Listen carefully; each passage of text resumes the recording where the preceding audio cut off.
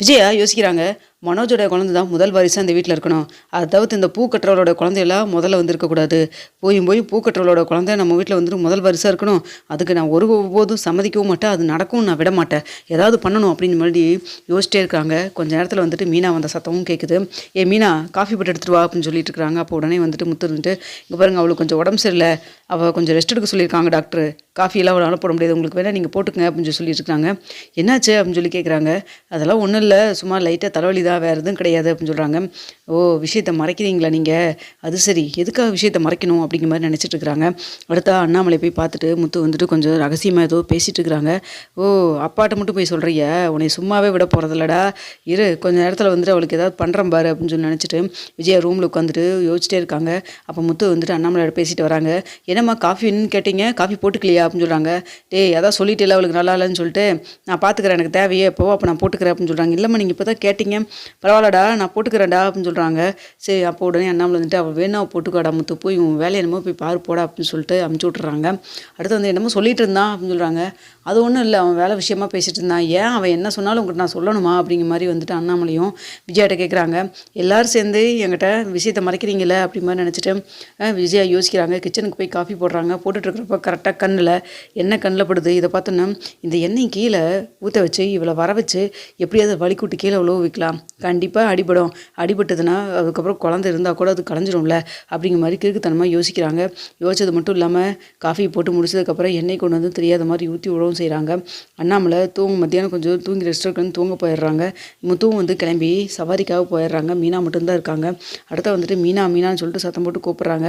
அவள் தான் வந்துட்டு மீனா கண்ணசன் தூங்க போகலான்னு போயிட்டு இன்னும் அத்தை சத்தம் மாதிரி கேட்குதுன்னு சொல்லிட்டு மெதுவாக எந்திரிச்சு வராங்க. மீனான்னு மறுபடியும் கூப்பிட்றாங்க. என்னங்க தே அப்படின்னு சொல்கிறப்போ, ஒரு நிமிஷம் இங்கே கிச்சனுக்கு வாவேன், நான் மத்தியானம் சாப்பாடு ரெடி பண்ணலான்னு பார்த்தேன், கொஞ்சம் இங்கே வாவேன், கொஞ்சம் சந்தேகமாக இருக்குது அப்படின்னு சொல்லிட்டு கூப்பிட்றாங்க. என்னங்க தே ஆச்சு அப்படின்னு சொல்லிட்டு அவங்க எண்ணெயில் காலை வைக்காமல் ஓரமாக இந்த பக்கமாக தள்ளி வந்துடுறாங்க. உழுவ சத்தமே கேட்கல. என்னவ வந்தோன்னே உழுவுற சத்தம் கேட்கும்னு நினச்சா அப்படி மாதிரி யோசிச்சுட்டு இருக்கிறாங்க. பார்த்தா மீனா கிச்சனுக்குள்ளேயே வந்துடுறாங்க. ஓ, அப்போ உழுகலையா, வேறு எந்த பக்கம் தள்ளிக்கிது வந்திருப்பாளோ அப்படின்னு சொல்லிட்டு, என்னங்கத்த வேணும்? இல்லை, அரிசி எங்கே வச்சுருக்க? அத்தை, என்னங்கத்த எப்போ வைக்கிற இடத்துல தான் வச்சுருக்கேன், மறந்துட்டீங்களா அப்படின்னு சொல்லி கேட்குறாங்க. வயசாகுதில்ல, மறந்துருப்பேன், சரி போ நீ போய் ரெஸ்ட் எடுப்போ அப்படின்னு சொல்லி அனுப்புகிறாங்க. சரி, போகிறப்போது வலிக்கிட்டு விழுவான்னு பார்க்குறாங்க. அப்பவும் ஒழுங்காக தனியாக போயிடுறாங்க. என்னவ வலிக்கிட்டு விழுவான்னு நினச்சி இப்படி ஆயிடுச்சு, இப்போ உடனே கூப்பிட்டோம்னா கண்டிப்பாக அவளுக்கு சந்தேகம் வந்துடும், ஏதாவது பண்ணிட்டு ஒரு 10 நிமிஷம் கழிச்சு கூப்பிட்டு பார்க்கலாம் அப்படின்னு சொல்லி நினைக்கிறதுக்குள்ளே டோம்முன்னு விழுந்துட்டு அம்மான்னு சொல்லிட்டு சத்தம் கேட்குது. ஏன் விழுந்துட்டாளா அப்படின்னு சொல்லிட்டு, இல்லையே இது மனோஜ் சத்தம் மாதிரி இல்லை கேட்குது அப்படின்னு சொல்லிட்டு அடிச்சு பிடிச்சி வெளில வந்து பார்க்குறாங்க.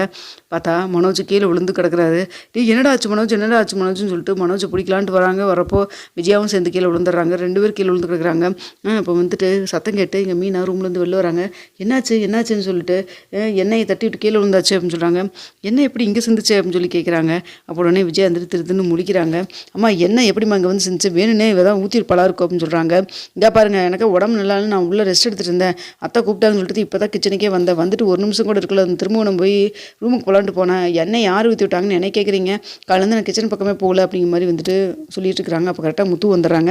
என்னாச்சு மீனா, கீழே வரைக்கும் வந்து மனோஜ் சத்து கேட்டுச்சு அப்படின்னு சொல்லி பார்க்குறப்போ மனோஜ் கீழே விழுந்து கிடக்குறாரு. என்னாச்சு அப்படின்னு சொல்லி கேட்குறாங்க.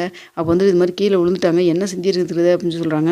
ஏன்னா காலேருந்து நீ கிச்சனுக்கு போனியா? இல்லைங்க, கிச்சன் பக்கமே போகல, அப்படியே இருந்தாலும் என்ன சிந்திச்சுன்னா உடனே அடுத்த நிமிஷமே நான் வந்து மாப் போட்டு தொடச்சிடுவேன், இது மாதிரிலாம் விட்டு வைக்க மாட்டேன் அப்படின்னு சொல்கிறாங்க. அப்புறம் ஸ்ருதியும் ரவியும் காலையில் ஏர்லி மார்னிங்கே போயிட்டாங்க. அப்பா இன்ன வரைக்கும் இங்கே தான் இருந்துட்டு இருந்தார். அவர் கிச்சன் பக்கம் போக மாட்டார். அவர் நானும் இல்லை, இப்போ வேறு யாருங்க எண்ணெய் ஊற்றிருப்பாங்க அப்படின்னு சொல்லிட்டு அப்படியே விஜயாவை பார்த்துட்டு முறைச்சிட்டே பார்க்குறாங்க. பார்த்துட்டு என்னம்மா இதெல்லாம் அப்படின்னு சொல்லி கேட்குறாங்க. அப்போ நீங்கள் தானே கிச்சனில் காலையிலேருந்து காஃபி போடுற, சாப்பாடு செஞ்சிடற அப்படின்னு சொல்லிட்டு ஏதோ பண்ணிட்டு இருந்தீங்க, நீங்கள் தான் கொண்டு வந்து ஊற்றிட்டீங்களாம்மா, சொல்லுங்கள், கைத்த வரைக்கும் இதுக்குள்ள சிந்திருச்சா அப்படின்னு சொல்லி கேட்குறாங்க. இல்லைடா, நான் தான் ஊற்றி விட்டேன், தெரியாமல் ஊற்றிட்டேன், மறந்துட்டேன்டா துடைக்கணும்னு நினச்சிட்டு, என்னன்னு தெரில, இப்போ வயசானதுக்கப்புறம் ரொம்ப மறக்குது அப்படின்னு சொல்லிட்டு இருக்கிறாங்க. இதை கேட்டு முத்துவுக்கு சந்தேகம் வருது. அதை எப்படிப்பா மறப்பீங்கம்மா, இத்தனை என்ன கீழே குட்டி கிடக்குது, சிந்தினதெல்லாம் நீங்கள் எப்படி மறப்பீங்க, அப்படிலாம் மறந்துருக்க வாய்ப்பே இல்லை, சும்மா ஏதாவது சொல்லாதீங்க, என்ன மீனா கீழே விழுந்தோன்னு சொல்லிட்டு நீங்களே ஏதாவது பிளான் பண்ணீங்களா அப்படின்னு சொல்லி கேட்குறாங்க. என்ன இவன் நேரில் பார்த்த மாதிரி இப்படி சொல்கிறான் அப்படின்னு சொல்லிட்டு இப்போ ஏதாவது சொன்னோம்னா கண்டிப்பாக முத்து நம்மளை திட்டியே ஏதாவது பண்ணிடுவான், நம்ம எது சொல்லக்கூடாது அப்படின்னு நினச்சிட்டே சொல்கிறாங்க. அதெல்லாம் ஒன்றும் ஒன்றும் இல்லடா, சும்மா உன் வாய்க்கு வந்ததெல்லாம் யோசிச்சுட்டு இருக்காத. நான் தான் சொல்கிறேன்ல, மறந்துட்டேன்னு சொல்லிட்டு தொடச்சிருந்துருக்கணும், தப்பு தான். அதனால தான் நாங்கள் 2 பேரும் விழுந்துட்டோம்ல, இப்போ சந்தோஷம் தானே. போ, உன் பொண்டாட்டிக்கு சந்தோஷமா இருக்கும், உனக்கும் சந்தோஷமா இருக்கும் அப்படின்னு சொல்கிறாங்க. அம்மா ஏற்கனவே அவளுக்கு உடம்பு நல்லா இல்லாமல் இருக்கா, தேவையில்லாமல் பிரச்சனை பண்ணிட்டு இருக்காதீங்க. மீனா, நீ போய் உள்ளே போய் ரெஸ்ட் எடு. இங்கே பாரு, எங்கள் அம்மா இனிமேல் கூப்பிட்டாலும் என்ன ஏதுன்னு சொல்லிட்டு இங்கேருந்தே குரல் கொடு. அதை விட்டுட்டு நீ வாட்டுக்கு எந்திரிச்சு அங்கேயும் இங்கேயும் போய் பிரச்சனையை பெருசு பண்ணிக்காத. 1 மாதம் பெட் ரெஸ்ட் எடுக்கணும்னு சொல்லியிருக்காங்கல்ல அப்படின்னு சொல்லி சொல்கிறாங்க. இதை கேட்டு சரிங்கன்னு சொல்லிட்டு மீனா உள்ளே போயிடுறாங்க. அடுத்த வந்துட்டு அண்ணாமலை எந்திரிச்சு வராரு. வரப்போ இங்கே மனோஜ் தலைக்கு அப்படியே வந்துட்டு மொத்தமெல்லாம் கொடுத்துட்ருக்குறாங்க. அடிபட்டுருச்சுன்னு சொல்லிட்டு விஜயா ஒரு பக்கம் உட்காந்து கையில் வந்துட்டு மருந்து போட்டு நீவிட்டுருக்குறாங்க. என்னாச்சு 2 பேரும் ஏதோ அடிதடி சண்டைக்கு போயிட்டு வந்த மாதிரி உட்காந்துருக்கீங்க, தூங்கி எந்திரிச்சிட்டு வரதுக்குள்ளே என்ன தான் பிரச்சனையாச்சு அப்படின்னு சொல்கிறாங்க. அப்பா எண்ணெயை அம்மா கீழே ஊற்றிருக்காங்க, அதை துடைக்காம விட்டாங்க, மனோஜ் வந்து விழுந்துட்டாங்க. மனோஜ் வந்து பிடிக்கலான்னு வந்துட்டு அம்மாவும் எண்ணெயில் காலை வச்சு விழுந்துட்டாங்கப்பா, இதான்ப்பா நடந்தது. என்ன சொல்கிற விஷயம் 1 நிமிஷம் சொல்லியிருக்கலாம், ஆனால் ரொம்ப நேரம் யாரோ பிளான் பண்ணி எண்ணெய் ஊற்றுற மாதிரி தான் இருக்குது அப்படின்னு சொல்கிறாங்க. டேய், நான் தான் அப்படியே சொன்னேன்ல, ஊற்றிட்டு அதுக்கப்புறம் நான் மறந்துட்டேன், தொடச்சி விட்டுருக்கணும், தப்பு என்னதான் சொல்லிட்டேன்ல, அப்புறம் என்னடா அப்படின்னு சொல்லிட்டு இருக்கிறாங்க. அடுத்த வந்துட்டு அண்ணாமலைகிட்ட மறுபடியும் முத்து போய் தனியாக பேசுகிறாங்க. இதெல்லாம் பார்த்துட்டு இருக்கிற விஜயாவுக்கு என்ன இவன் அங்கே போய் அப்பாட்ட போய் எது காதை கடிச்சிட்டே இருக்கான் அப்படின்னு சொல்லி நினச்சிட்டு, என்ன 2 பேரும் ரகசியம் பேசிட்டே இருக்கிறீங்க காலிலேருந்து, கேட்டால் 2 பேரும் ஒவ்வொரு காரணத்தை சொல்கிறீங்க, என்ன தான் பேசுகிறீங்க, ஏன் எனக்கு தெரியக்கூடாதா அப்படின்னு சொல்லி சொல்கிறாங்க. இங்கே பாரு விஜயா, அவங்ககிட்ட சொல்ல வேண்டிய விஷயமா இருந்தால் சொல்லியிருப்போம்ல, விடு அப்படின்னு சொல்கிறாங்க.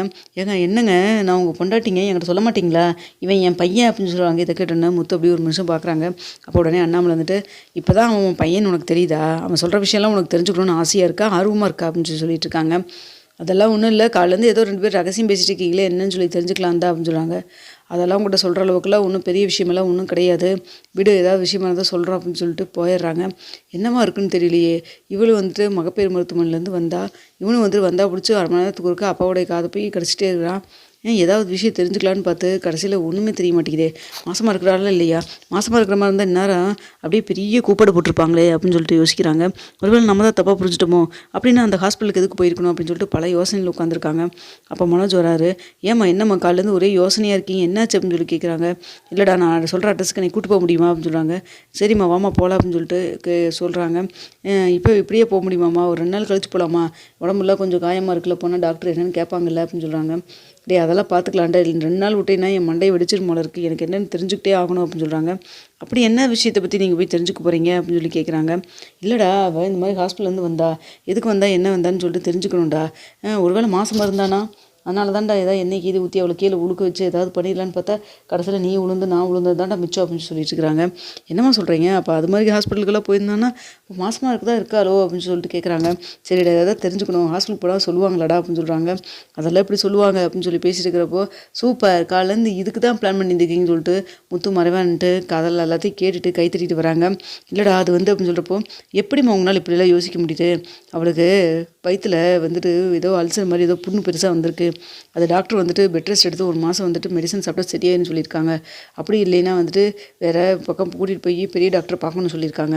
இதைத்தான் அப்பாட்டு சொல்லிட்டு இருந்தேன், உங்கள்கிட்ட எல்லாத்துக்கும் முன்னாடி சொல்லியிருந்திருப்பேன், சொன்னால் நீங்கள் அவளுக்கு நல்லா இல்லைன்னா ரொம்ப சந்தோஷப்படுவீங்கல்ல, அது மட்டும் இல்லாமல் இன்னும் எச்சா வேலை தான் கொடுப்பீங்க அவள் கஷ்டப்பட்டுன்னு சொல்லிட்டு, அதனால தான் உங்கள்கிட்ட சொல்ல.